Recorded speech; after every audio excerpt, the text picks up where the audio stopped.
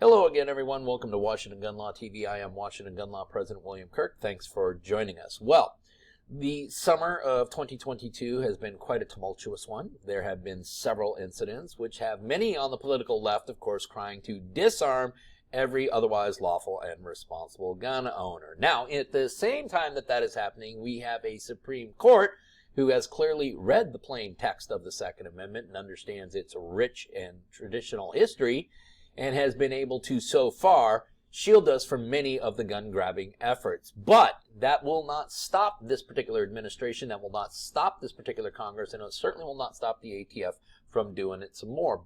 There is some interesting data that came out by the United States government itself that I think we all ought to pay attention to, and it's something you may want to use the next time you're having a little debate with one of your gun control friends. So today, we're going to spend a few minutes to talk about what the data really shows us about America's gun violence problem.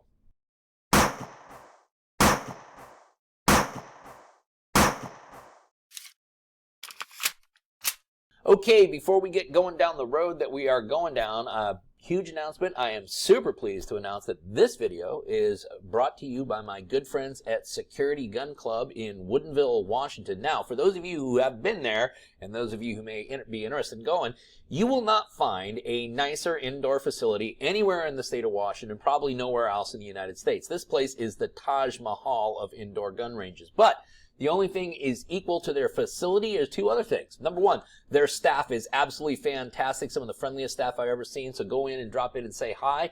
But more importantly, and this is what I love about Security Gun Club, education is their key purpose. They have a tremendous curriculum.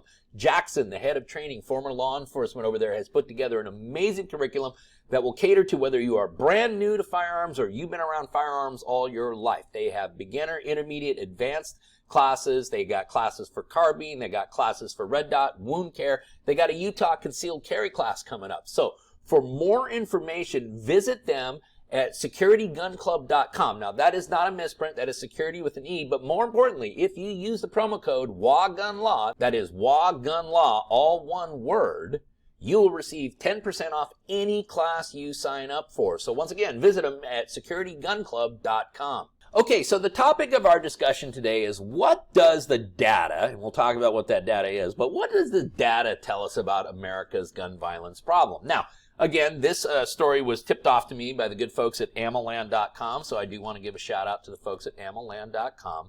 And what the story was about was the United States Sentencing Commission released the report in July of 2022, and yes, like any other federal document, it's a doozy, okay, and I've been through it, and what I'm going to do is I'm going to highlight a few points here, because this is data. The title of this is, what do federal firearm offenses really look like, okay? So we're taking a look here at what exactly do typical firearm offenders look like? And the bottom line is this. This is what the data shows, okay? So for those of you who want to skip ahead to the end here, the data shows this.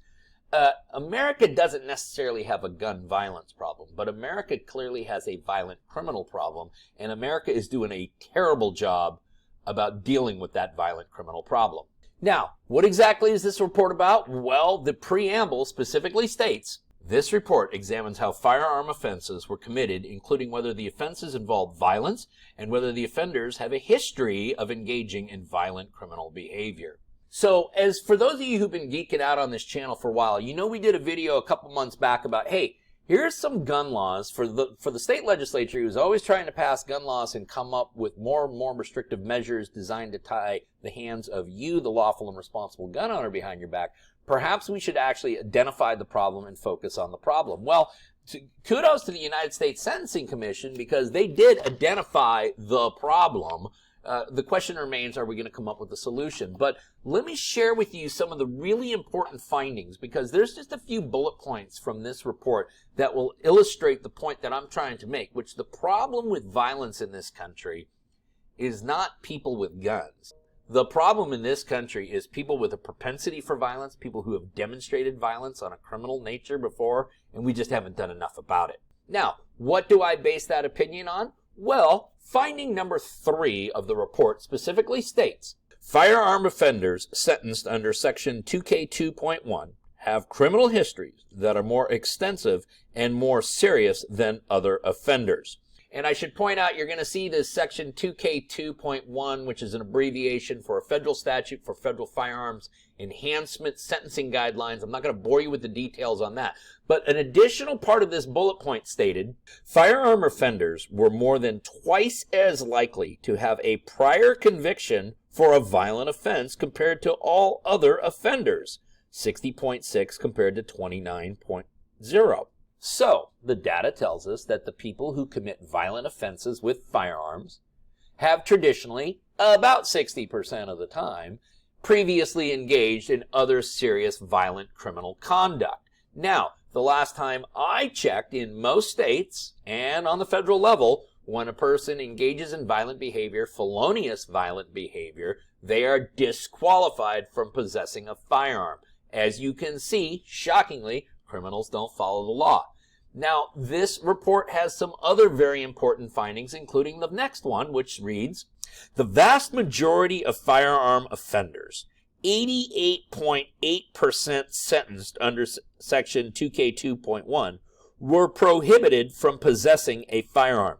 Now, I already referenced this video that I'd done earlier, and I said in that video, and this was based on Department of Justice statistics, that 4 out of 5, roughly 80% of all felonies or violent crimes committed with a firearm are committed by a person who was unlawfully possessing the firearm at the time the crime was committed. That's 4 out of 5. It turns out I was wrong, because it actually is greater than that. It's greater than 4 out of 5. It's 88%. I mean, look at this stat again. It clearly says that the vast majority of firearm offenders, 88.8%, so damn near 89%, sentenced were prohibited from possessing a firearm. And what do they mean by prohibited people? Well, this is how the report classified prohibited persons.